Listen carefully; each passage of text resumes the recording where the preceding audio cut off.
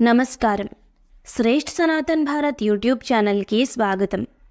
భగవద్గీత సిరీస్లో భాగంగా ఈరోజు 10వ శ్లోకం గురించి తెలుసుకుందాం. అపర్యాప్తం తదస్మాకం బలం భీష్మాభిరక్షితం పర్యాప్తం త్విదమేతేషాం బలం భీమాభిరక్షితం.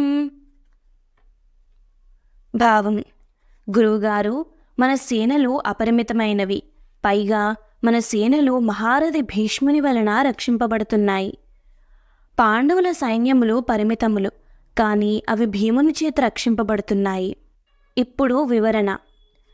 కౌరవుల సేనలు 11 అక్షౌహిణీలు, పాండవుల సేనలు 7 అక్షౌహిణీలు.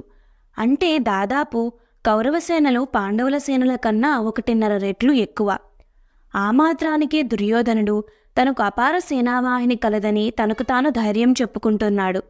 అదీ కాకుండా మన సైన్యాధ్యక్షుడు భీష్ముడు, అది కూడా ఒక అనుకూల అంశము అని ధైర్యము. అంతలోనే అధైర్యపడుతున్నాడు దుర్యోధనుడు. పాండవ సేనలు భీముని చేత రక్షింపబడుతున్నాయి అని అన్నాడు. పాండవ సేనానాయకుడు దృష్టద్యుమ్నుడు. భీముడు ఒక మహారథి, కానీ భీముని గురించిన, ఆ భీముని బలపరాక్రమాల గురించిన గుబులు దుర్యోధనుడికి మనసులో తెలుస్తూనే ఉంది. తన తొడలు విరగగొడతానని, దుశ్శాసనుడి గుండెలు చీల్చి రక్తం తాగుతానని, గాంధారేయులను 100 మందిని తానే చంపుతానని భీముడు నిండు సభలో చేసిన శపథం దుర్యోధనుడికి గుర్తుకొస్తూ ఉంది. అందుకే పాండవ సేనలు భీముని చేత రక్షింపబడుతున్నాయి అని కాస్తంత అధైర్యపడ్డా, అయినా పర్వాలేదు, మనకు భీష్ముడు ఉన్నాడు కదా అని తనకు తాను సర్ది చెప్పుకున్నాడు. అదీ కాకుండా పాండవుల మొదటి రోజు వజ్రవ్యూహమును పన్నారు. ఆ వజ్రవ్యూహమునకు నాయకుడు భీముడు. అందుకే భీముడు వ్యూహము మొదట్లో నిలబడి ఉన్నాడు.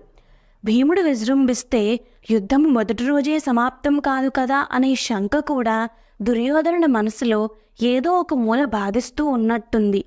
అందుకే ఇక్కడ భీముని ప్రస్తావన తెచ్చాడు దుర్యోధనుడు. సర్వే జనాః సుఖినో భవంతు. నమస్కారం.